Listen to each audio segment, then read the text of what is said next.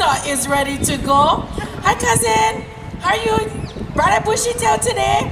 And you know, we just celebrated the Keiki Hula competition about 2 weeks ago at the new Blaisdell Center. And Shelsea A'i comes from a very renowned and revered hula family. Her mom, ʻIolani A'i, her dad, Howard A'i, is an award-winning Hālau Hula ʻIolani. And we all grew up in Keiki Hula since we were like about 5 years old when Keiki Hula used to be back at Kamehameha schools. That's how far back we go. So I'm always in awe of all the work that she does, continue to perpetuate the legacy of her A'i family, and she has her brother on stage as well with her. So ladies and gentlemen, I know you guys are excited because a lot of parents are in the house. Parents, aunties, uncles, make some noise. If you're here for this, hello? Yeah, I love Shelsea so much, and we have done so many projects together. So, ladies and gentlemen, welcome to Kamaʻāina Sunday. Please welcome Kumu Hula, Shelsea A'i, and Hālau Lilia Makanoe.